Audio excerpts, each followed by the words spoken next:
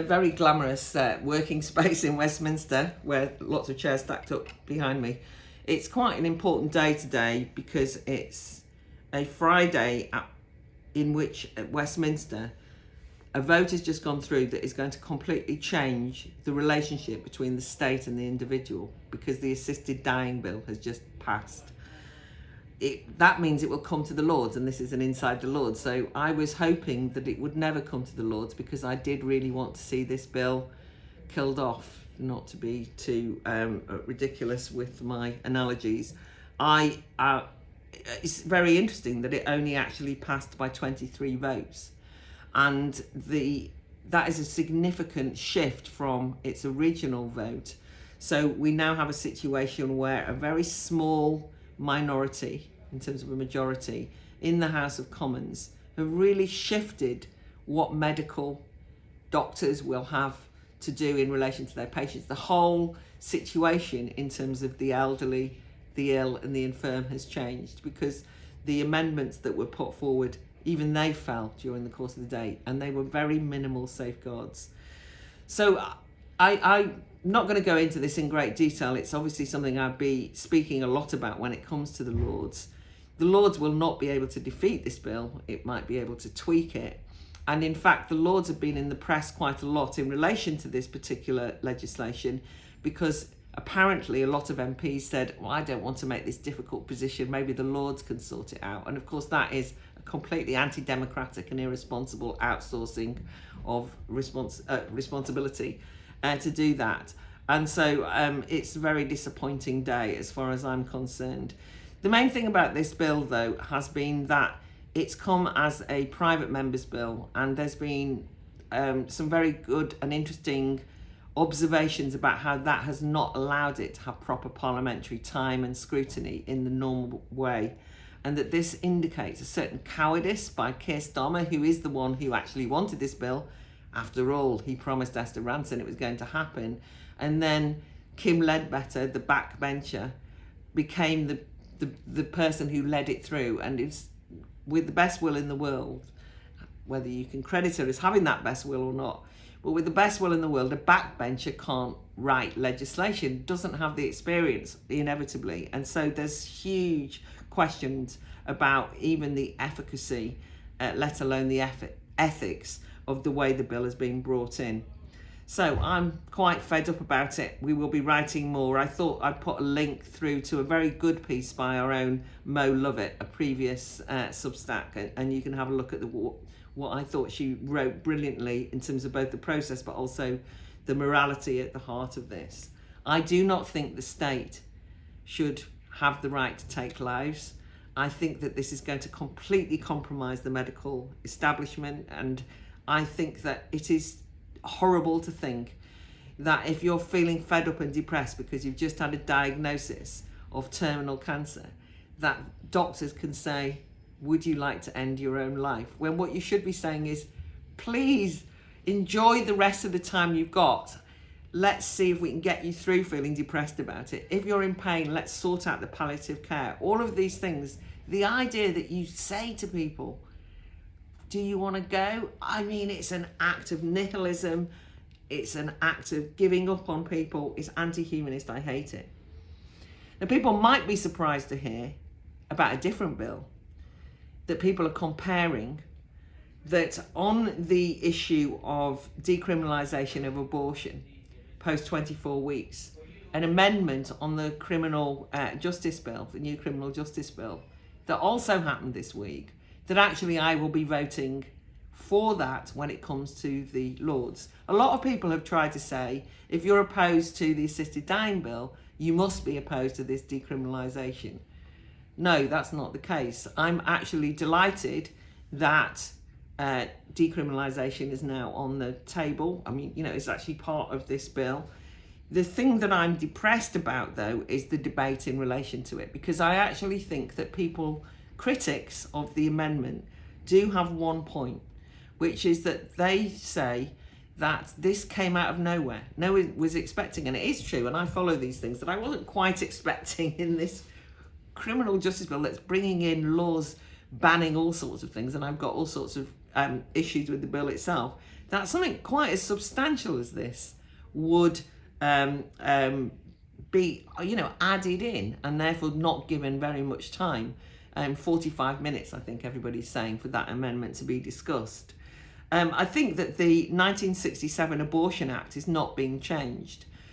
That is true, but I think, as it were, pro-choice people like me, who's fought forever to ensure that abortion rights and reproductive rights are taken out of criminal justice and put into healthcare, right, which is where it should be. I do think that when people say, well, the 1967 Act hasn't changed, well, that doesn't mean nothing's changed. I mean, it's quite a big change. Not because lots of people are prosecuted, not because of the numbers, but because it actually changes the way that one should view abortion as a medical procedure, not a potential criminal act. And that was something that should have ended when we got rid of backstreet abortions.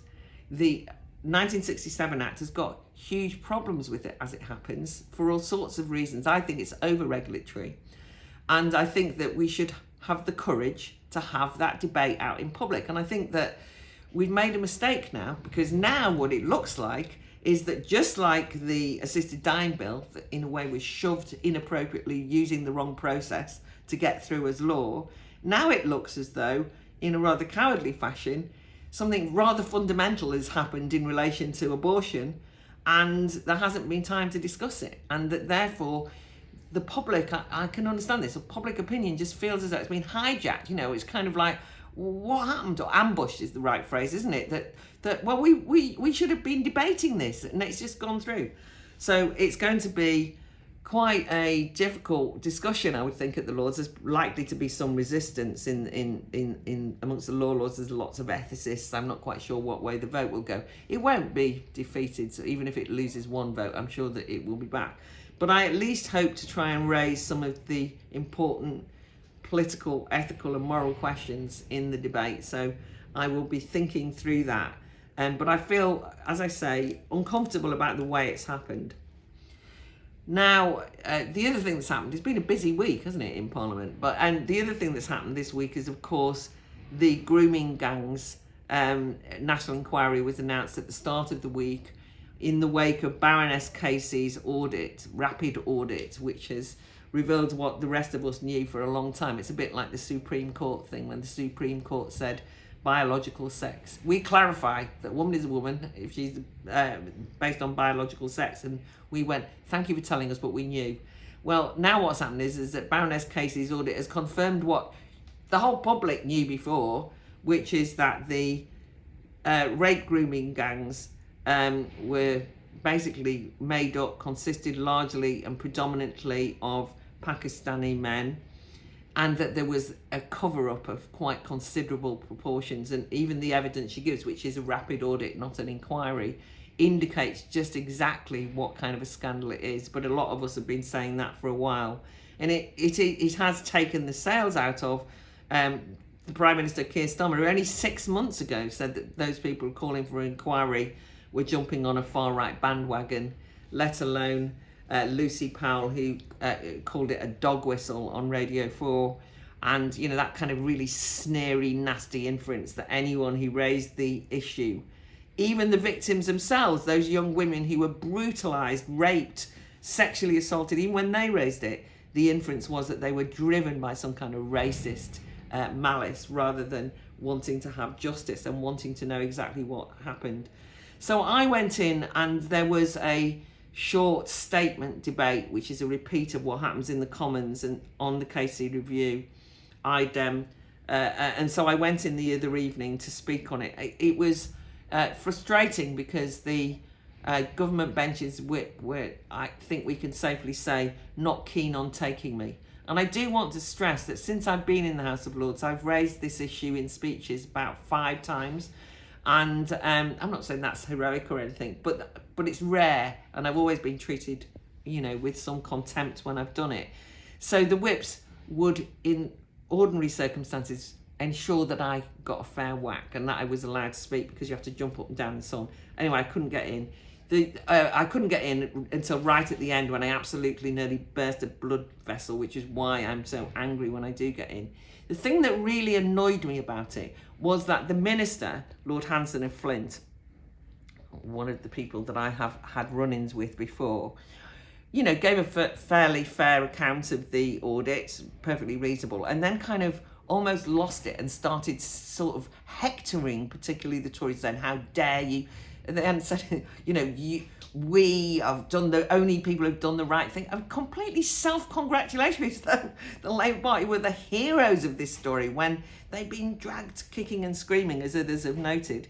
So I just wanted to say, and I did eventually point out, that he is a Home Office minister, and I asked him whether the Home Office would be retracting what has been cited regularly as evidence that these crimes have largely been committed by white men, and that actually, as Baroness Casey says, there's no evidence for that at all, but it's been widely cited and it's been used to demonise and really smear anyone who took up the case, and it was misinformation.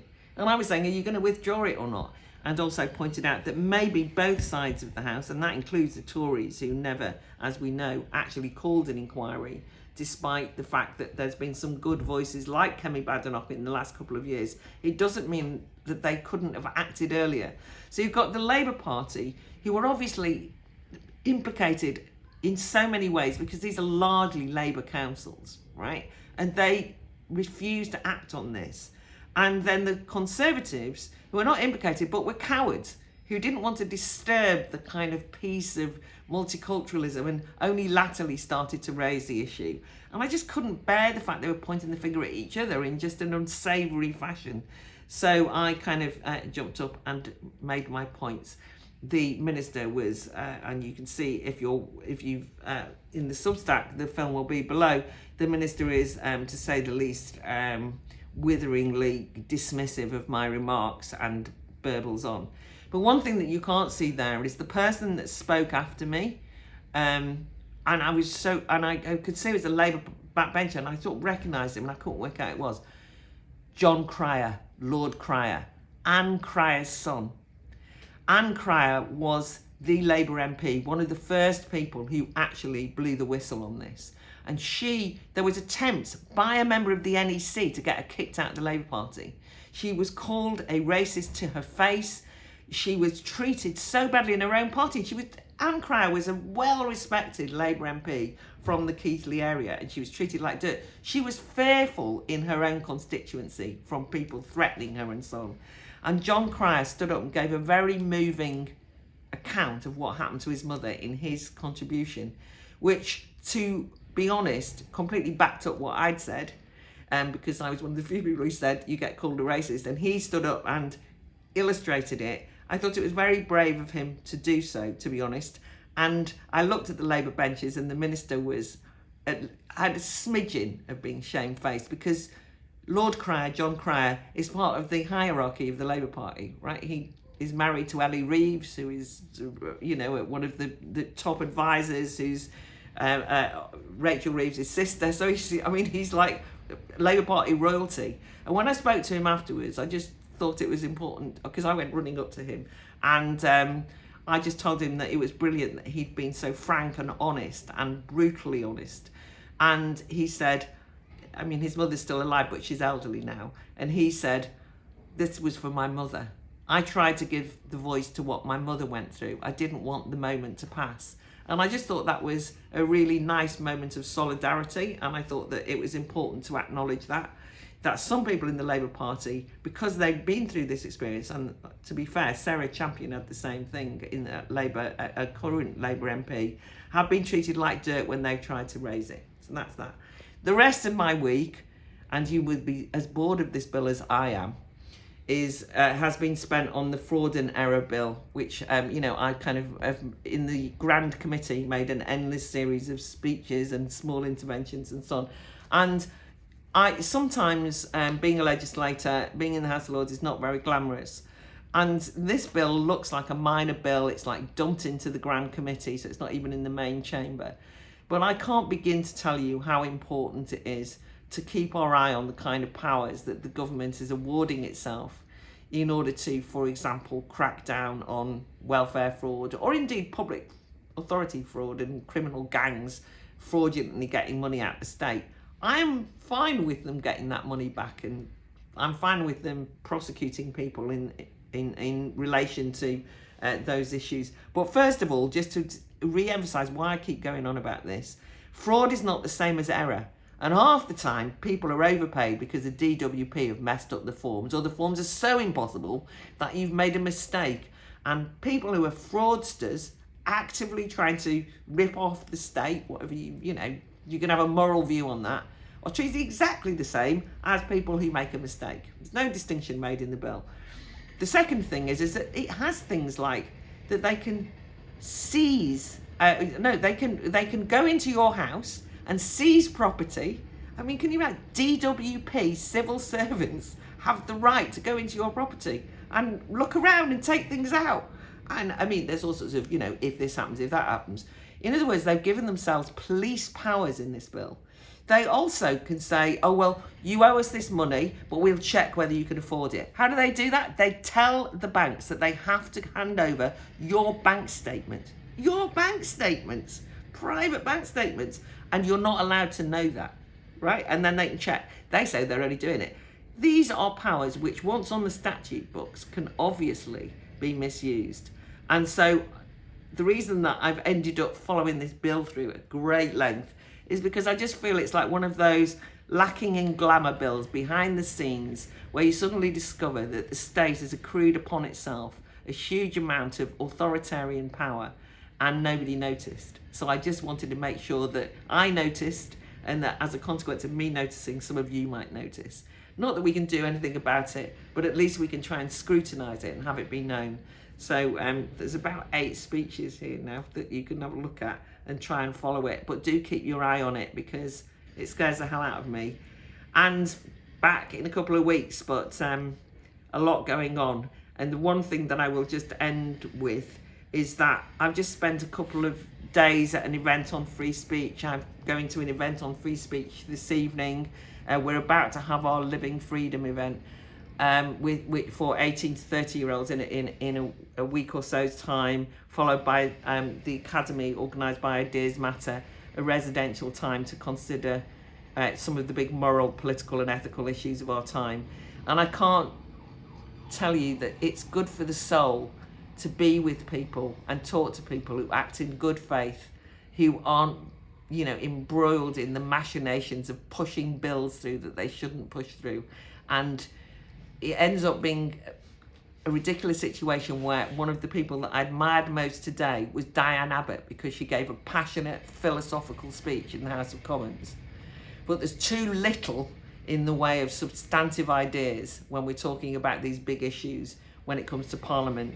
And luckily, I'm at the Academy of Ideas surrounded by people who keep me honest by making sure that I don't just become a bloody legislator pushing bills through and trying to play the system to get what I want. That's not the way we should do it.